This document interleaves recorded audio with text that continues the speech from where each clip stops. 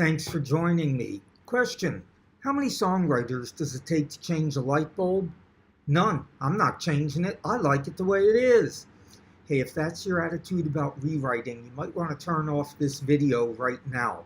My entire career is based on rewriting. I could go down a long list of my songs from Britney to Backstreet Boys and some of my country hits, and they were all rewritten.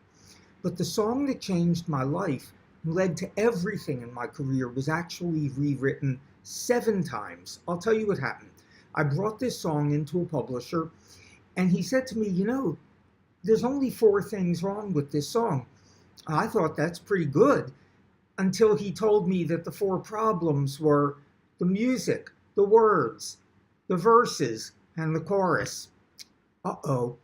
He told me what to fix, and I rewrote the song, and I brought it back to him. Still wasn't there, but it was better. To make a long story even longer, I wound up rewriting the song 4 times and bringing it back to him, and after the 4th rewrite, he said, you might want to consider getting a collaborator, which I did.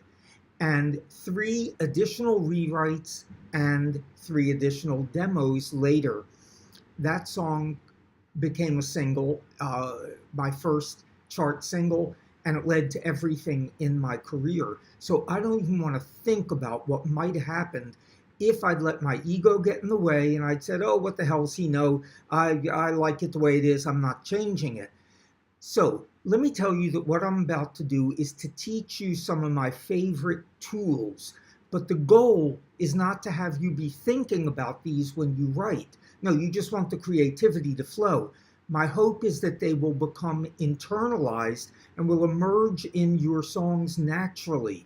But for me, the way to get there is to rewrite my songs by using the tools and techniques that have been found over and over again in other successful songs. Everything I teach is based on 2 beliefs. One, there really are templates out there that lead to hits, but using them and writing a perfectly crafted song is not enough. That's only the starting point. What we need to do is then take those songs and sprinkle them with something special enough to compel the listener, meaning a publisher, a record label executive, recording artist, producer, or even your audience to say, I love this song better than 1,000 others. This is the one I want. I spent years screening the songs at RCA Records and also screening artists that were trying to get record deals. Then after that, I also screened songs as a production coordinator for a record producer with #1 hits. So I have listened to thousands of songs and artists, and I also study the hit songs in various genres. And I absolutely know we have to give the listeners a reason, multiple reasons, to choose our songs over anybody else's. And I'm going to share some of my favorite tools and techniques. We're going to start with melody tools because I believe the top 3 reasons songs become successful would be in order. #1, melody. #2, melody. And you can guess #3, melody. We want our melodies to not only be memorable, but unforgettable. Melodies that will make somebody say, I can't stand it, I can't get this song out of my brain. Now, before I get started, I should explain that the tools I'm going to share can be found in tons of hit songs, but I'm not allowed to sing or use the existing songs on this recording. So I'm going to be making up my own examples. The #1 way to make melody burn into somebody's brain is by using repetition. Let me repeat that. If you want melody to burn into somebody's brain, you want to use repetition. Repetition, repetition, and let me repeat myself. You want to use repetition repetition and repetition. Now, if I ask you, what do you need to do to get melody to burn into the brain? I'm pretty sure that you would have no trouble saying to me, you need to incorporate repetition, repetition, and repetition. Why do you remember that? Because you just heard it over and over again. And it's the same deal with melodies and rhythms. When we repeat them over and over again, they stick in people's brains. So let's talk about the different ways to incorporate repetition. The simplest way is to just sing the same line over and over again. Same exact melody, same exact rhythm. I'll sing you an example where I'm going to have the same melody and rhythm 3 times in a row. I'll change up the 4th line. This is my example, this is my example, this is my example, I sang it 3 times. So that just means we're repeating the exact same melody and rhythm. What else can we do? You can repeat the exact same rhythm while changing the pitches. For example, this is my example, this is my example, though the notes are different, the rhythm stays the same. So in that instance, just to clarify, every line of the first 3 had the same rhythm.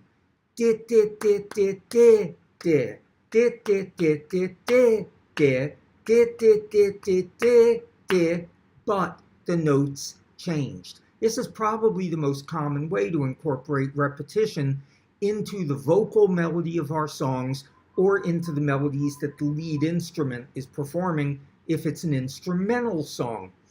So, another option is to establish the melody for an entire section, maybe 2 bars, maybe 4 bars, and each line might have a very different melody, but after you finish the 2 or the 4 line section, then you repeat the same melody exactly as you had in the previous 2 or 4 lines. Now, before I give you that example, I want to clarify, you cannot repeat a rhythm, say 3 times, etc., unless these lines have the same number of syllables in the lyric. They also need to have the emphases on the right places. It really bugs me when people put the emphasis on the wrong syllable. Yes, I hear it occasionally in a successful song, but it's just really poor writing, and you don't want to represent yourself that way. Let's look at an example where what we're doing is establishing a melody for the entire section, maybe 2 bars, maybe 4 bars, and then repeating the entire section. This is my example, yes it is, yes it is. This is my example, I'll sing it again. This is my example, yes it is, yes it is. This is my example, I sang it again. Let me clarify something before I go on. The song police will probably not knock on your door and drag you away if you don't use exact repetition. There are no rules, but this is a critical tool. So what I suggest you do, if your syllables and your rhythms don't repeat exactly, check them out to be sure if they're really okay. You have to be objective on a case-by-case basis. Listen back to your melody and ask yourself honestly, have you sacrificed melody by eliminating some syllables or adding some syllables? You know, melody has to win. And that actually reminds me, if Kanye West and Kim Kardashian were in a fight to the death, who would win? We all would. Okay, back to our regularly scheduled presentation. While you do want rhythmic or melodic repetition within a section, You want to vary the rhythms that you're using from one section to the next. So you don't want your verse to sound like your chorus. Your chorus should not sound like your pre-chorus, if you have one. And your bridge, if you have one, should again sound different from all the other sections, and same deal if you include a post-chorus. You want no doubt whatsoever when that chorus hits. How are you going to do that? There's two main ways to accomplish it. The first thing, most important, change up the rhythm from the previous section. Let me give you an example. If you know you have a verse that is a very wordy section, and you want to really take some excellent direction, when you finally get to singing in the chorus section, I'ma use a little bit of introspection. Try some long notes. Oh, yes, some longer notes. And there should be no question, I just changed sections. And of course, it can be the opposite. Meaning you could have a verse that's got long legato notes and then make it more rhythmic, more wordy in your choruses. In rap, you've obviously got super rhythmic verses. So when there's a chorus that's sung, they are usually extra melodic, meaning smoother, more melodic, easier to sing back. Now I said there's a second way to make your chorus say, I'm the hit chorus, and that's to use higher notes in the chorus. It's typical to have the highest notes of your song in your chorus. Most often they're going to be on the first line of the chorus, but that's not necessarily where it has to be. As long as something in that chorus feels like it's going up and lifting. Now, in R&B and in hip hop, it's less likely that you're going to have this huge, what I call the big diva note that we came to expect in the choruses by people like Celine Dion and Whitney Houston. They have really fallen out of vogue. I'm not saying that you're never going to hear a big high note in a Beyonce song, or that it's wrong to do that. I'm just saying that more often it's rhythm that separates the chorus from the rest of the song. Sometimes you're going to have both tools. In fact, many times you're going to have both tools in a chorus, meaning you're going to have a different rhythm and a higher note, but not necessarily that huge note that I would have expected, say, 15, 20 years ago. Speaking of huge notes, it's still important to have these big choruses that lift, that grab you in country music. I'm not saying every song does that, but it's still pretty common to have that chorus feel like it's really lifting from the verse. And when you do that, you want to be sure that you don't steal the thunder from your chorus melody by going to the same notes that you've already given us on the verses over and over again. So in other words, if this note is in my verse, over and over, over and over, the last note that I want to hit in my chorus is di-di-di-di-di. I want to stay away from that. Otherwise, I've taken the power away from my chorus. Now, since, if you're paying attention, you're going to be doing a lot of repetition, you want to be sure that you're repeating something that's interesting, something that's worth repeating. So, my next tool is to make a melody really interesting, use a quirky rhythm, and then, of course, you're going to repeat it. With the influence of hip-hop music on pop and also on country music, rhythms have probably become more important than ever. Now, what do I mean by including a catchy, hooky rhythm? Let me just give you an example. This is what I mean by a very catchy, hooky rhythm. Now I will repeat that I want a very hooky rhythm. It can be extremely effective to identify the hookiest part of your line, the part that really burns in the brain, and repeat that part while the rest of the melody changes. So in other words, you might have 3 or 4 lines where the melody and the rhythms are different on each line, except for that hooky little part that keeps hitting over and over again. Let me sing you an example. Oh, you know, I just wanna dance, dance. I can tell you really wanna dance, dance. Everybody happy now. Every time we dance, dance. All I wanna really do now is dance, dance. So over and over again, the lines change, but we keep hearing da, da, dance, dance. And of course, it doesn't have to be the same lyric. Maybe it would be, oh, you know, I just want to dance, dance. I can tell you really want to take chance. Well, that was terrible, but take a chance, chance. That would work.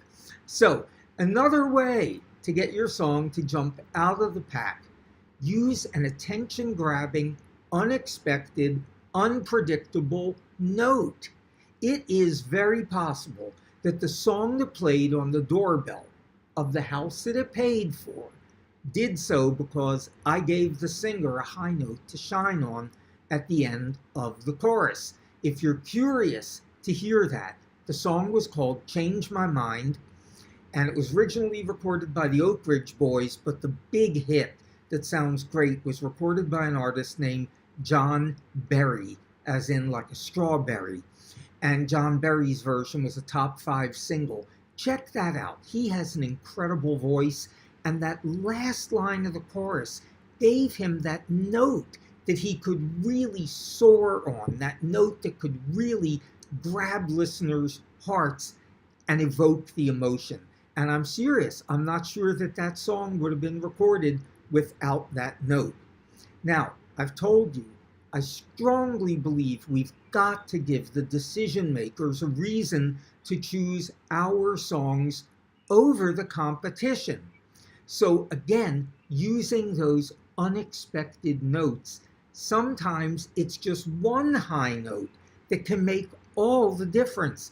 And if you want the perfect example of that, think of or listen to Garth Brooks' I've Got Friends in Low Places. If you don't think one note can change writer's or an artist's life, that's the song to listen to.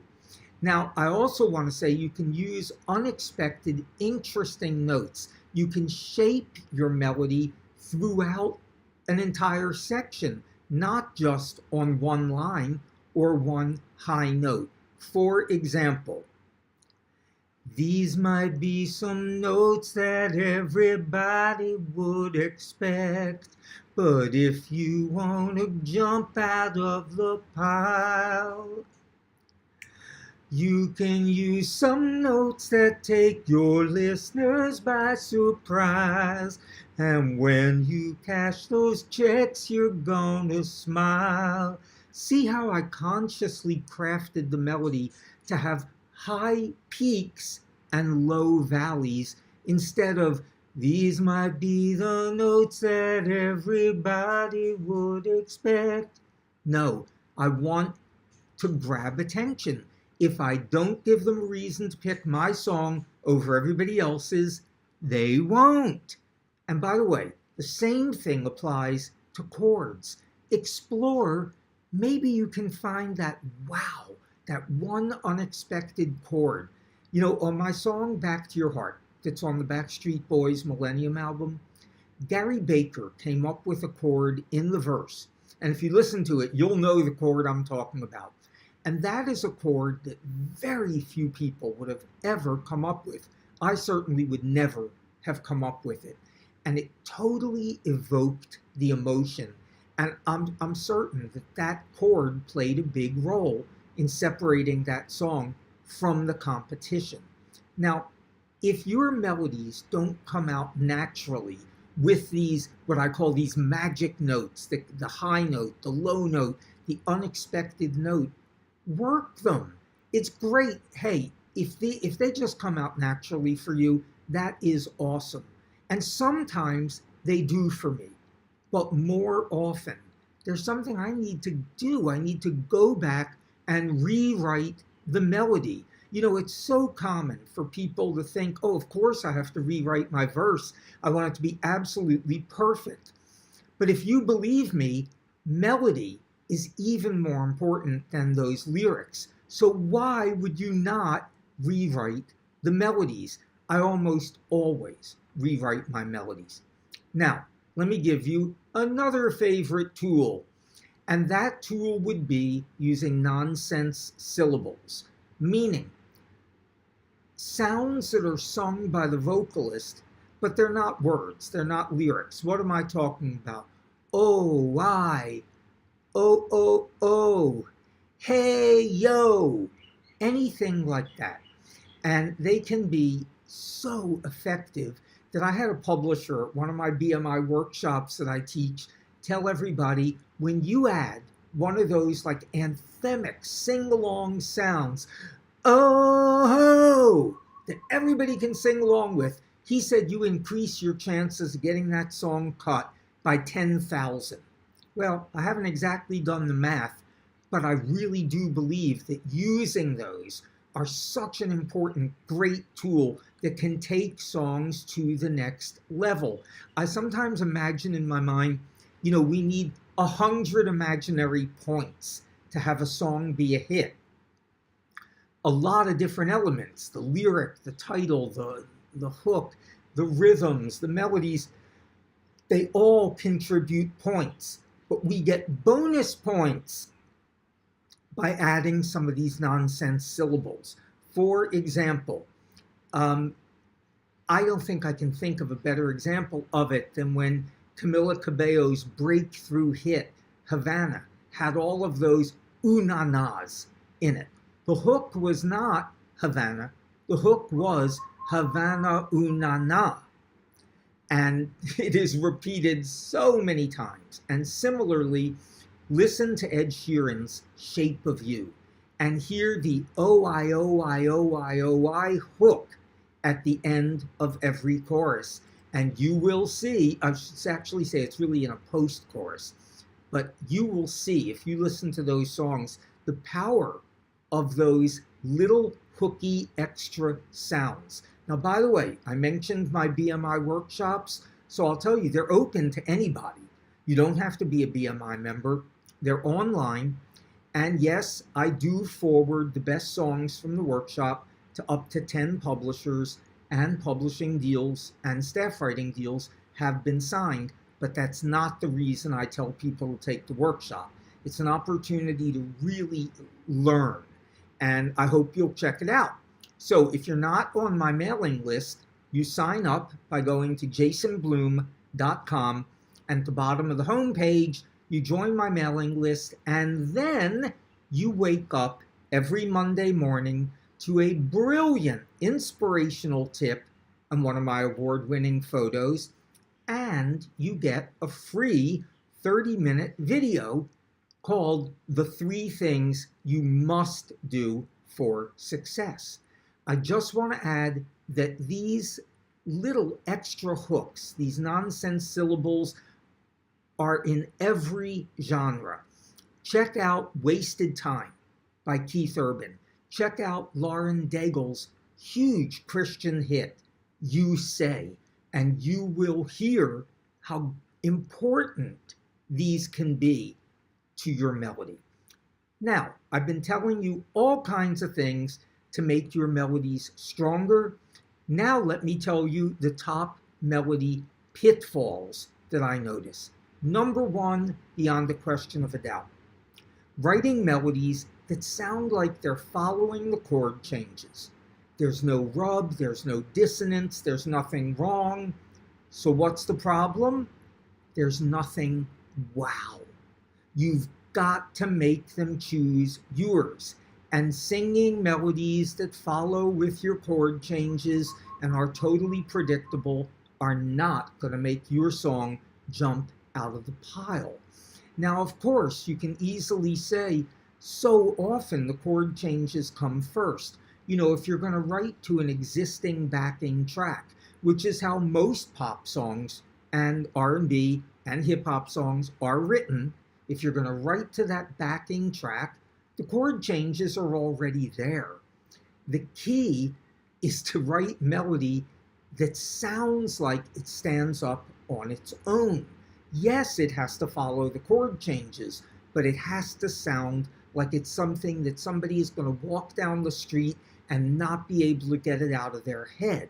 I don't know anybody who walks down the street humming chord changes. So we need to, even when we're writing to an existing chord progression, we need to really work the melody and be sure that we're writing a distinctive, hooky melody for the singer to sing and the listener to sing along with.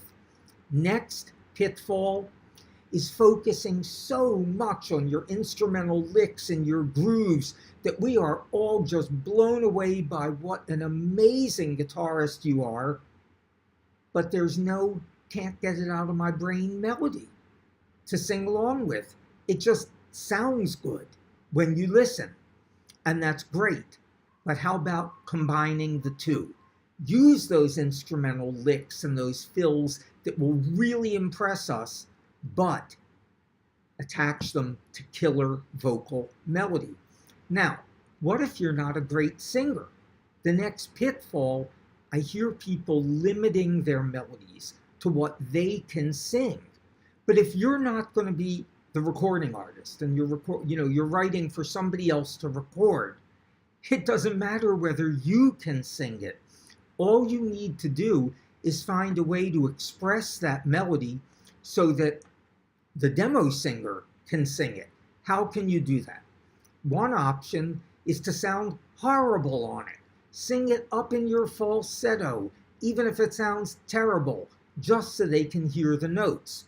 Or sing those high notes an octave lower and make sure that your vocalist knows when you get to these notes, you're going to be singing them an octave above where I sang them. The other option, if you can do it, is to plunk out those notes on an instrument. But what you don't want to do is say, well, I'm a horrible singer. I can only really sing 5 or 6 notes, so I guess, that's all I write. No, that's not going to work, because any singer who's a professional, who's going to be recording songs that they didn't write, they've got notes, and you better give them notes to shine on, to show off their range. If you're going to get, a Carrie Underwood cut or somebody like that, you better give them at least an octave and a half. And, Carrie Underwood has had hits that have gone 2 octaves and even a little bit more than that. She's not going to choose a song, or anybody who's got an amazing voice like her. They're not going to choose a song that gives them a little itty bitty range to sing. So the next pitfall I see all the time is overcomplicating the melodies. I told you you want an interesting, unique, distinctive melody, but that doesn't have to sound like Tchaikovsky. I want to write melodies that 10 and 12-year-olds not only can sing, but can't get out of their heads. Now, and by the way, rewriting a lot of times is the answer for me to take my overcomplicated melodies and pare them down to something singable. So, the ability to play an instrument is a completely different skill than the ability to write melody. I didn't know that at first. I was a pretty pitiful guitarist when I started. Now I've worked my way almost all the way up to bad, but it's better than pitiful. But I am never going to be a really good guitarist. And the chances are there will be times where I'm going to hear a chord in my head and I can't find it, or I can't play it on guitar. What I've had to learn is that I can't let my ability on guitar or any other instrument limit my ability to write melody, which really comes from my heart, my head, and out of my mouth. So even though I can't play some of the chords, I can write melody that can sound like a hit. And that's what I did many times, especially early on. I have gotten better on guitar, but a lot of times I write my best melodies by writing a cappella, not touching the instrument. Why? Because I want melody to rule, not the chord changes. Sometimes I do my best work by writing the most compelling melody that comes out of my heart, and then accompanying it with the best chords that I can find. When I haven't been able to find chords, I've paid somebody to come in and help me figure out the chord. I'd sing them the melody, I'd sing them the chords, or play them the chords that I do have worked out and say, what chord goes there? And maybe they'd play something, I'd go, no, that's not it. Maybe something darker. Is there a minor chord? No, maybe is there a seventh chord? And suddenly they'll play something and I go, that's the chord. So, have I just collaborated? In Nashville, the chances are overwhelming. No, I have not collaborated by having somebody help me figure out chords. But I'd have to be crystal clear up front. Are we collaborating now? Or am I paying you to help me identify the chords that I already hear in my head? But I want to be clear, that is completely different from writing to an existing backing track where all the chords are already established. And in those cases, the composer of the backing track, the composer, I should say, and also the producer of that backing track will typically get 50%, and then the other 50% is allocated for the melody and the lyric. A lot depends on the genre.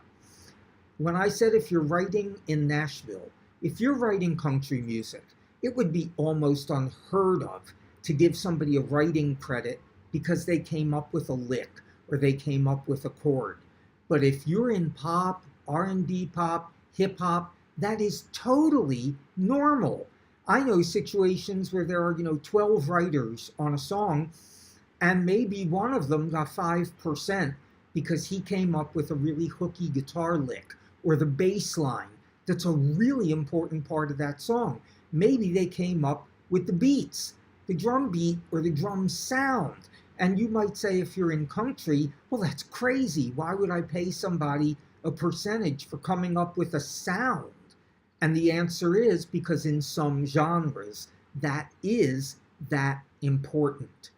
So it's critically important to establish up front, are we collaborating or am I paying you to help me identify the chords? Very important, and I suggest getting it in writing. It's actually becoming more common to write to an existing track in Nashville. If you had asked me 10 years ago, I would have said that will never happen. So by the way, now you know not to trust any of my predictions, but I know it happens a lot these days. I'm not going to say it's the most common way for people in Nashville to write, because the most common way is to have a couple of people sit in a room with a guitar and come up with the melody and the lyrics on the spot. But more than I ever thought would happen, I am seeing hits being written in Nashville, and some of them, many of them, country hits, to an existing backing musical track. Now, the writers who add the vocal melody and the words are topliners. That's what it's called. And when you write a top line, you're limited by the chord changes.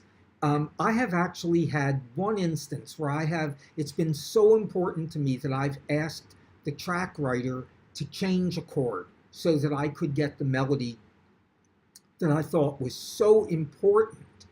But here's the most important thing I'm going to say in wrapping up this section. I don't care what comes first. I don't care if you sing a cappella into your phone. I don't care if you sit with a guitar and record a chord progression, or if you are writing to an existing, fully produced backing track. All I care about is that when it's done, there's a melody that I can sing and cannot get out of my brain. So that's the goal. How do I get there? By rewriting.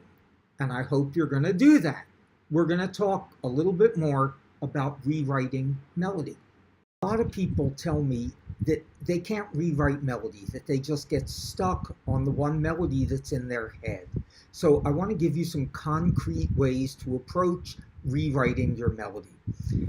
I'm going to come up with a title, and my title will be, I Know I Can Write a Hit. First thing I want to do, of course, there's probably just going to be a melody that pops into my head. And maybe that's going to be the right one, but I can't know that until I try some other ones. So how can I do that?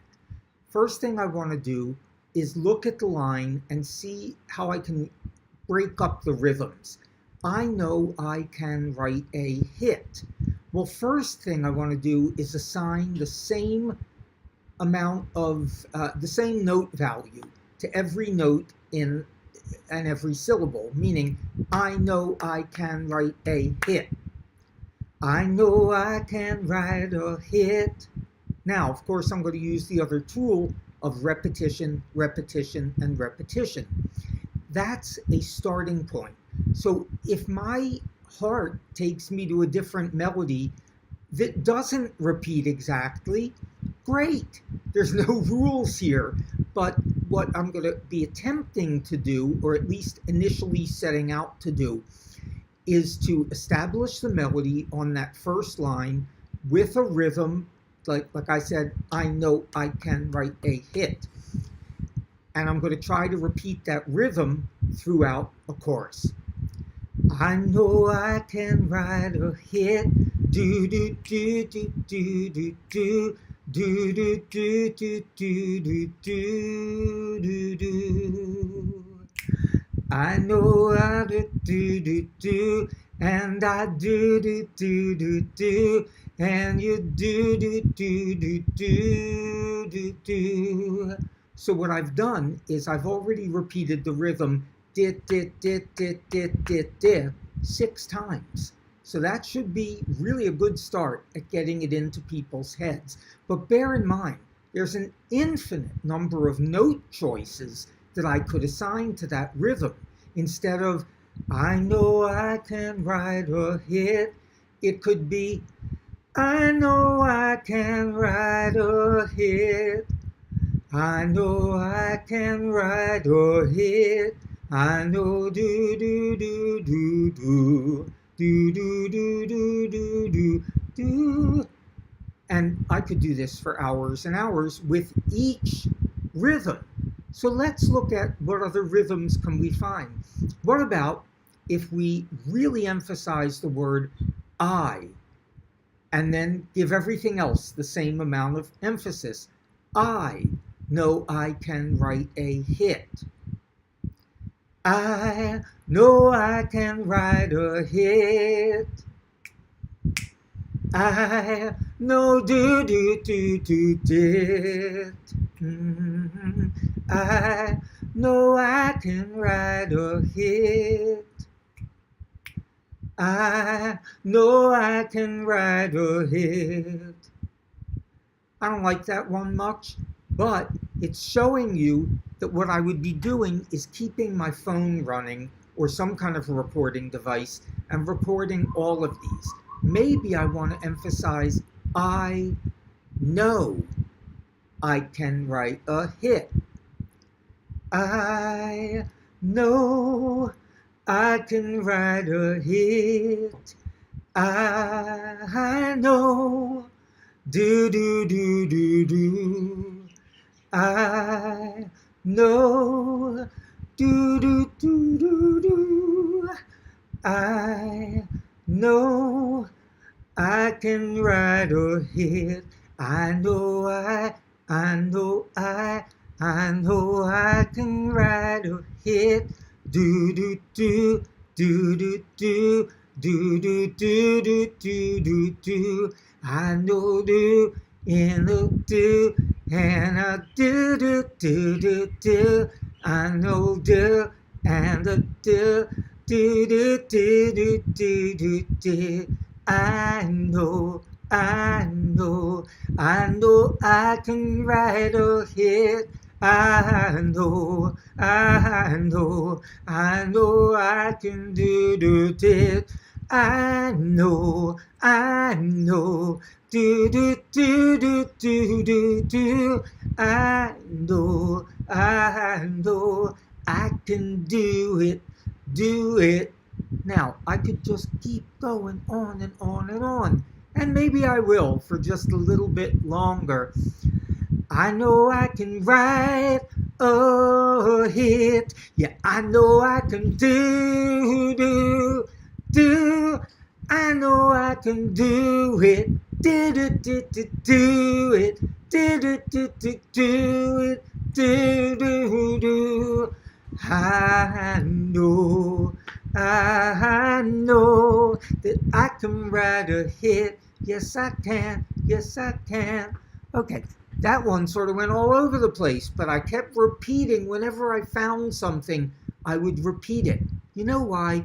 Because these little brains that we have just can't grasp all these different melodies, establish melodies, and hammer them home over and over again.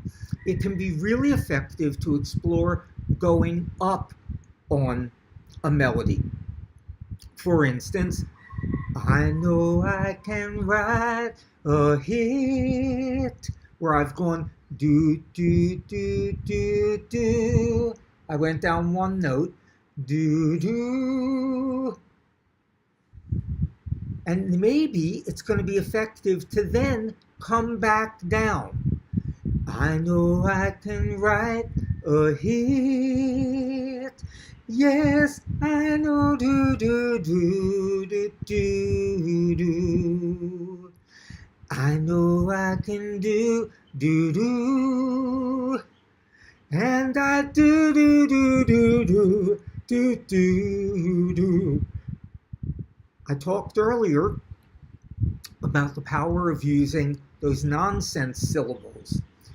Oh, I know I can write a hit. Oh, I know I can do it. Oh, I know I can do it if I try. Oh, I can do it if I try. Oh, yeah, I can do it and I'll try. Oh, etc., etc., etc. Now, after you've turned off this recording, it's your turn. Take a nonsense phrase, or it could be an actual title that you're thinking about, and see how many completely different ways you can approach it. And by the way, another thing you can do, try a different time signature. Maybe this was born to be a country waltz.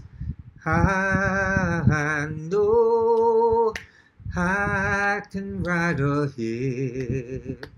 I know I can write a hit.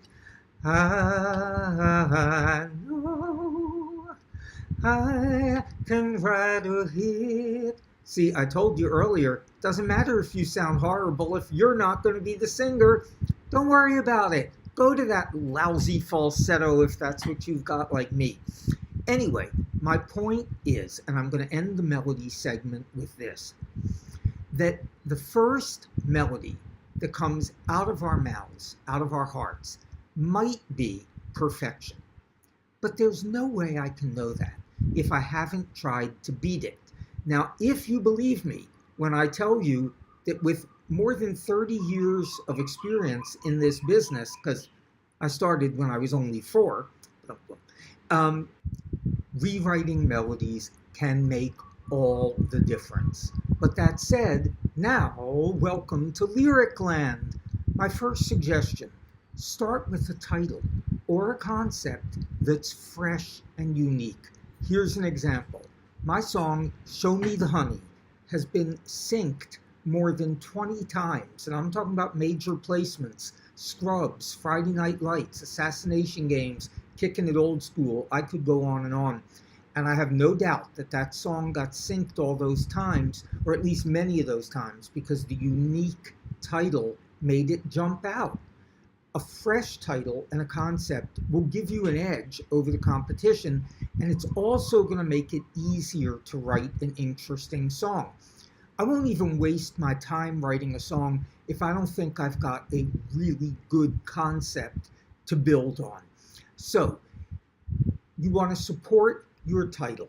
That's your next tool. You've got a great title, set it up so that it's the logical conclusion of your verses. The function of your verse lyric is to lead the listeners to your title. Here's a hot tip.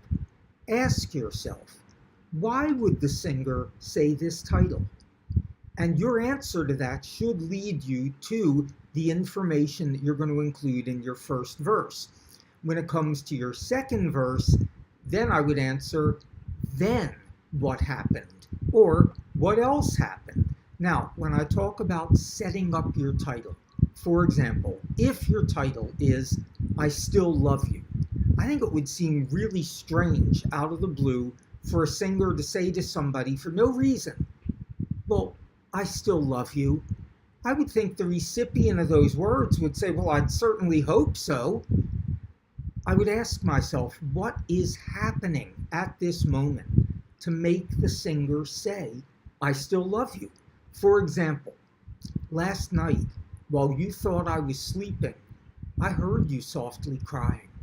Or, I heard you on the phone telling your friend that you're afraid I don't love you anymore.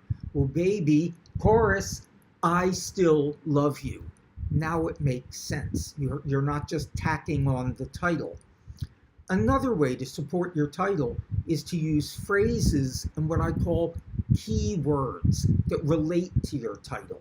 And you can list them in advance so you have them available the way an artist has paints on a palette. So here's an example. If my song is titled My Angel, I would look for images or phrases that relate to angels. And things that would come to mind would be heaven, clouds, harps, heavenly choirs, maybe St. Peter or Heaven's Gate, wings, halos. And I would also look at antonyms such as devil and hell. But you want to be very careful not to overdo it. It's a fine line to balance supporting your title with these keywords, but not turning it into a clever, cutesy novelty song. Now, I want to say, I know that there are people who just write stream of consciousness. They don't start with a title. They don't know what their story's going to be. It just pours out of them like as if they were doing an abstract painting with words. And that's great if it works for them. But most of the time, that's going to be an artist writing for himself or herself. I can't do that kind of writing if I want another artist to sing my song, and I probably can't do it if I want that song licensed for sync. Now, I have saved my secret weapon for the last tool, so don't tell anybody about this. It's my aid, AID, to writing effective verse lyrics. I say verse lyrics as opposed to chorus because the verse is the place for the detailed stories. The chorus lyrics tend to be more general, more a synopsis, a summation, and they hammer home the title. Telling the story, that's the domain of the verses. Now, you've probably all heard show, don't tell when we're writing lyrics. That is hard for me. It doesn't come naturally. At least it didn't for a long time. So I came up with this aid, A-I-D, to help me to show or tell a story as opposed to telling you how I feel. So for instance, instead of saying, I miss you so much, my heart's shattered in 1,000 pieces, I can show a scene that lets the listener conclude that.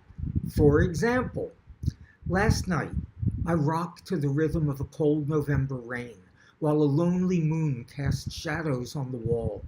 Inside a bourbon dream, my arms reached out for you like a hopeless junkie going through withdrawal. Guess what I never said? I never said I miss you. I never said I'm lonely. But you feel that by being involved, included in the scene. So, let's talk about this AID. A, action words. What are action words? Verbs. By incorporating them, I almost guarantee that I'm not going to tell the feelings.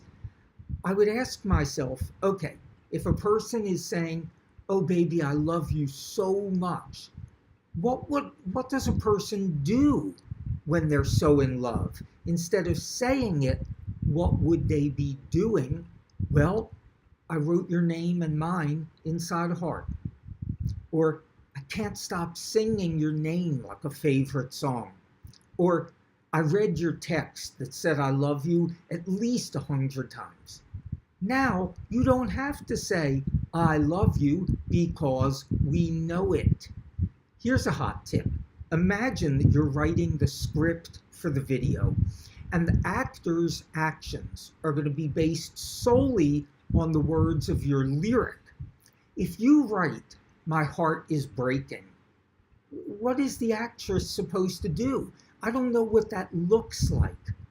Include words that show what it looks like when a heart is breaking. For instance, I fell to my knees as he packed his bags and the tears ran down my face. Well, I would pretty much assume then that that person is sad. And I don't have to say I'm sad because you get it. And more importantly, you feel it. If this were your script for a video, the actress would know. She's going to fall on her knees, watch as he packs his bag, have tears run down her face, maybe grab a Kleenex. Show instead of tell. Imagery includes words that describe things that can be touched or seen. Usually they're nouns. I can't see what heartbroken looks like. It doesn't help me to have you say, I'm heartbroken. But I can see she falls to her knees and lays flowers on his grave. Or she sits in his chair and wipes her tears. Or she kisses his photo. I can see heartbroken when I get those images by including tangible items, furniture, clothing, a car, a house, a place, a food, concrete nouns. You invite your audience to enter the world of your song. And finally, D, detail. It will help you to really separate your song. By using the adjectives and the adverbs, you can describe the scene much more clearly and make your lyric more distinctive. For instance, he falls to his knees and lays flowers on her grave. That's fine. But compare that to, he falls to his knees on the cold, muddy ground and lays white lilies from the garden on her grave. Instead of words like pretty, sexy, sweet, these are all opportunities to show. What does pretty look like? How about she had a jet black ponytail curled around a butterfly tattoo, black stiletto heels with a string bikini top, and eyes that made a sky turn blue? That's detail. By the way, it's okay to incorporate brand names as long as you present the brand in a really positive light. Otherwise, you get sued. But when you do that, your song essentially becomes a commercial for free for that product. I also love specifying a time when action is taking place and a location. These things really help me tell a story. If I start a lyric by saying 3 a.m. in a Motel 6 off Highway 61, it almost demands that I continue by describing what happens next. Where is the character?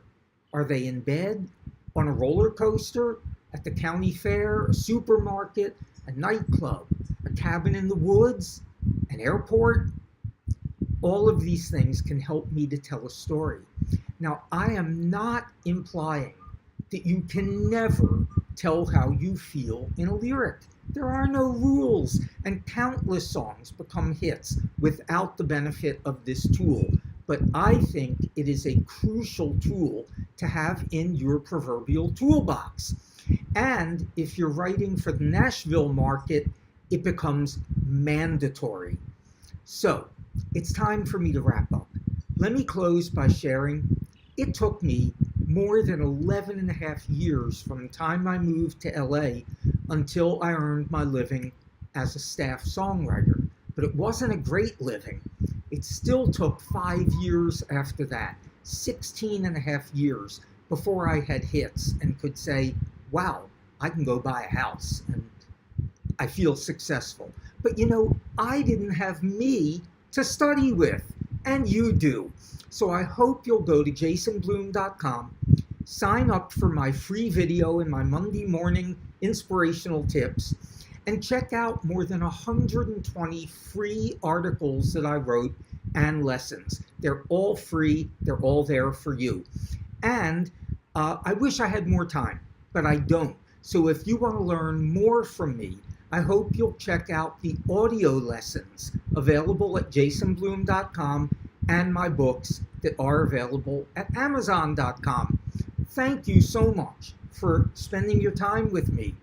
I really hope I can help you to achieve your songwriting goals, and I hope you enjoy the journey along the way. Now, a big thank you to Michael Lasco and Taxi for all they do to help songwriters and artists. I hope to see you soon.